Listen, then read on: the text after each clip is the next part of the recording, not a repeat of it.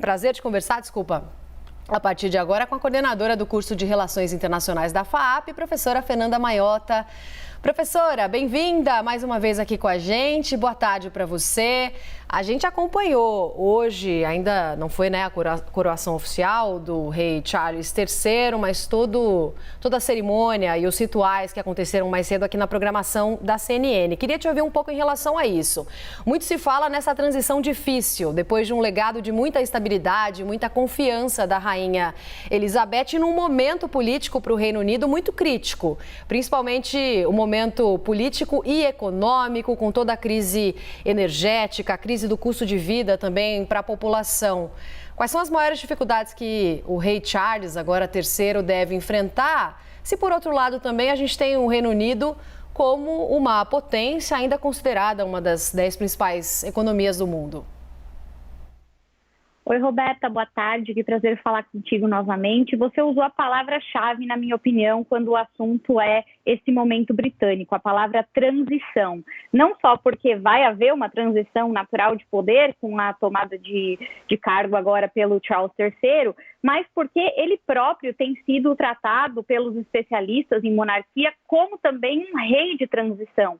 É muito improvável que ele permaneça no poder por muito tempo, não só pela questão óbvia da idade, que já está mais avançada, mas também pela própria característica de popularidade, de desafios que ele vai enfrentar. A rainha Elizabeth era uma rainha absolutamente popular e ainda que ela tenha se envolvido ao longo da vida em uma série de escândalos, uma série de polêmicas, tenha gerenciado diversas crises, ela conseguiu encerrar esses 70 anos desfrutando de bastante prestígio e legitimidade. Quando a gente olha os dados de popularidade do rei Charles III agora, eles não são dos mais auspiciosos, né? Tem figuras públicas, inclusive fora do Reino Unido, que são mais populares no Reino Unido do que ele mesmo. O presidente Obama, por exemplo, é mais popular no Reino Unido do que o próprio rei que acaba de tomar posse. Eu agregaria a esse cenário, de gestão, digamos assim, de imagem, credibilidade, uma série de problemas reais que você mesma citou. Os problemas econômicos que decorrem do Brexit ainda, então nós temos nesse momento um mix de pandemia, Brexit, de crise na Ucrânia. A inflação no Reino Unido é a maior em 40 anos, chega a 2 dígitos, é bem significativa. Inclusive a morte da rainha ofuscou um pouco o plano de resgate econômico que a primeira-ministra estava prestes a divulgar. Existe também uma discussão sobre estabilidade política no país, porque a gente sabe que os reis e rainhas eles são uma figura mais protocolar, que a política acontece no parlamento. E só para vocês terem uma ideia, nos últimos 6 anos houve 4 trocas de primeiro-ministro. Então, quer dizer, é um ambiente de muita instabilidade. Sem falar no futuro das relações internacionais do Reino Unido, incluindo a chamada Commonwealth. A rainha era considerada uma força fundamental para manter a aliança internacional desses vários países em torno do seu legado, e agora muita gente discute se não vai haver uma grande debandada. Então, esses são alguns dos desafios do novo rei, e desafios esses que ele vai precisar superar, tendo todas essas barreiras que eu citei anteriormente, viu, Roberta? Pois é, professora, até porque a gente está vendo aí na imagem o príncipe William, professor, e a gente estava falando até em transição, muitos especialistas e até uma parte da mídia britânica também falam que Charles poderia exercer aí, na verdade, um mandato de transição até pela idade avançada que ele tem. E o próximo na linha de sucessão seria o William a assumir. De que forma que isso pode ser possível, professora? Olha, Roberta, existem alguns mecanismos dispostos, do ponto de vista constitucional nessas monarquias. O rei Charles, por exemplo, poderia em algum momento renunciar ao seu mandato e, portanto, na linha de sucessão, William seria o próximo. Ele não deu a entender isso no discurso de posse, ao contrário, ele prometeu não só servir ao país, como fazê-lo até o fim da sua vida, tal qual a sua mãe, Então, isso indica que ele não pretende renunciar. Muita gente, ao longo desses últimos anos, chegou até a considerar a possibilidade de que ele nem mesmo assumisse, que ele diretamente já renunciasse em nome do filho, que ele sim, inclusive, é bem mais popular, mais jovem, enfim, promete uma capacidade de renovação da monarquia britânica e, portanto, muita gente entendia ser mais interessante do ponto de vista da longevidade desse modelo político. Mas não foi o que aconteceu, né? O Charles esperou a vida toda para ser rei e agora parece que vai exercer essa função até quando for possível. Me parece que, do ponto de vista do longo prazo, vai acabar sendo inevitável, por uma razão ou outra, que o William seja, né, efetivamente o rei daqui a alguns anos, e aí ele vai enfrentar um desafio que vai ser diferente do desafio do Charles, como a gente tem dito aqui, né, um rei mais de transição.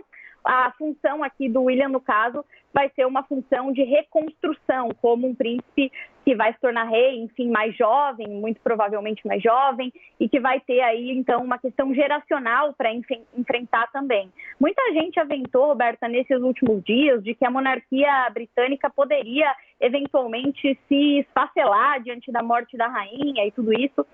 Eu acho particularmente que é um exagero, né? Claro que ela é uma força que gera coesão social no país, ela é uma referência, uma liderança que aglutina uma série de lideranças políticas por si só, mas a gente sabe que esse tipo de modelo repousa sobre uma série de tradições, de aspectos identitários que vão muito além de certos personalismos. Então, é importante, claro, considerar o perfil de quem está à frente do poder, isso não pode ser ignorado, por isso os desafios que a gente está falando, mas, sem dúvida nenhuma, que a monarquia ela está muito enraizada nessa sociedade e dificilmente isso vai se esvair assim com tanta facilidade, Roberta. É muito interessante esse ponto que você está tocando, professora, porque existe essa discussão sobre o quanto a monarquia é anacrônica ou não faria mais sentido em pleno século XXI. A gente tem essas figuras de rei, rainha, os súditos, enfim.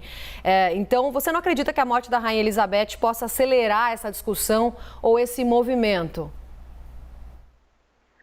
Olha, Roberta, eu acho que a Rainha Elizabeth, ela de certa maneira, né, com sua morte, traz para o divã uma série de reflexões sobre como fazer política no século XXI. Ela é uma liderança predominantemente do século XX e que, evidentemente, conheceu um mundo ainda muito diferente desse que a gente tem agora. E aí eu estou falando não de um mundo mais fácil, ao contrário, ela viveu grandes guerras, grandes crises, enfim, um mundo muito complexo, como os historiadores costumam chamar, né, de a era dos extremos, então um século bastante conturbado, mas o século XXI também tem os seus desafios. A gente tem cada vez mais hoje sociedades imediatistas, nós temos também uma série de desigualdades e assimetrias que não podem ser deixadas de lado, nós temos uma série de ressentimentos que, do ponto de vista político, criam líderes de perfil mais populista e que tentam dar respostas rápidas a uma sociedade cada vez mais demandante. Isso vale para o mundo todo, inclusive para o Reino Unido.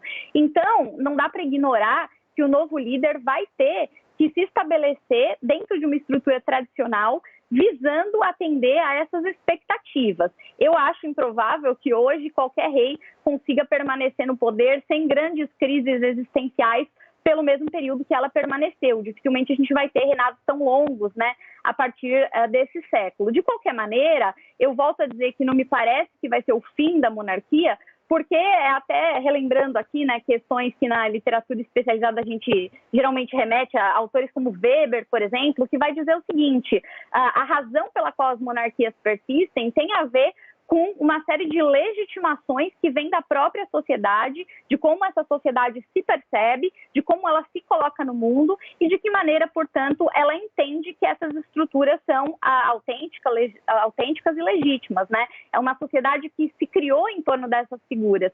Então, dificilmente isso acaba de um dia para o outro, o que não significa, como eu estava dizendo há pouco, que não vai haver desafios, que não vai haver necessidades de adaptação.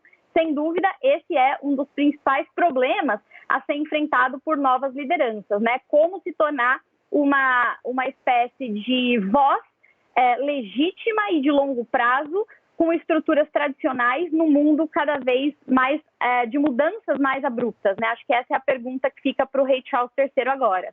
Agora, professora, a gente está vendo aí na imagem o príncipe Harry. Como é que fica a situação do príncipe Harry e Meghan Markle a partir de agora com a morte da avó, a morte da rainha Elizabeth? Até para a gente falar um pouquinho também se existe alguma possibilidade de modernização ou mais abertura da monarquia. A gente sabe que a rainha Elizabeth, apesar de vários feitos, de ter vivido também várias épocas diferentes e ultrapassado crises e guerras, ela não fez nenhum movimento aí de inclusão social ou racial, mesmo quando teve a oportunidade. Aí por isso que eu estou citando o príncipe Harry e Meghan Markle. É verdade, Roberta. Existem várias questões bastante discutíveis do ponto de vista desse legado, né? A gente está falando, claro, de uma liderança poderosa, importante, de uma figura cuja biografia merece destaque sob várias perspectivas, mas como toda liderança política é também, claro, muito controversa, né? Tem toda a questão aí dos processos de colonização, de decolonização, que são extremamente importantes, né? Como isso foi feito no auge da monarquia do Império Britânico e, claro, essas questões internas ligadas a grupos minoritários, a questão racial que veio muito à tona com o casamento do príncipe Harry, da Meghan Markle, né? Com todos esses escândalos que nós conhecemos, além de tudo que tangencia a própria relação com a princesa Diana, que todo mundo também conhece, todo mundo acompanhou. Eu diria que esse também vai ser, sem dúvida, um dos tópicos que a monarquia vai precisar endereçar. Isso porque a monarquia, até para se sustentar a longo prazo, como qualquer tipo de governo, vai precisando se adequar às ideias políticas da sua época, né? Então, é claro que existem aspectos que pressupõem a conservação de certas tradições, e isso é o que mantém justamente esse modelo, mas é uma transição paulatina, é um movimento de progressismo aos poucos, mas que vai se tornando inevitável. Me parece que nesse movimento, Charles e quem sabe o William, isso pode, de alguma forma, ser revisitado, né? Certamente revisitado. O que os especialistas em monarquia têm dito sobre o príncipe Harry em particular é que agora ele se coloca também numa encruzilhada, porque nos últimos tempos ele foi bastante vocal em promover denúncias, em falar sobre as suas memórias do ponto de vista dos bastidores, né, do Palácio de Buckingham, e agora, se ele seguir nessa direção, ele vai criar um ambiente ainda mais desconfortável para que o próprio pai consiga garantir essa estabilidade tão necessária. Então, muita gente aposta que ele vai ser, de alguma maneira, pressionado a se afastar um pouco desse debate público, até para evitar o sensacionalismo. Me parece que é o que vai, de fato, acontecer. Agora, a gente só vai ter certeza disso com o passar aí dos meses e verificar se ele está realmente disposto, né, a manter esse ativismo e, de alguma forma, comprometer, de certa maneira, essa questão reputacional da família, ou se ele vai seguir esse script e tentar, pelo menos, não agregar mais complexidade a um cenário já bastante difícil. Roberta? Estava vendo nas imagens agora há pouco, ali atrás de vestido preto, Meghan Markle, né? Lembrando que a gente estava falando dessas figuras, né? Príncipe Harry e Meghan, que, aliás, tem uma notícia no site lá da CNN Brasil dizendo que os filhos de Harry e Meghan Markle tornam-se agora príncipe e princesa com a morte da rainha. A gente lembra que depois da morte da rainha, né? A morte da rainha determinou que os dois filhos, Ark e Lilibet, os filhos de Harry e Meghan, duques de Sussex, se tornem príncipes, pelo menos até que o rei Charles III decida alterar os protocolos, se assim desejar.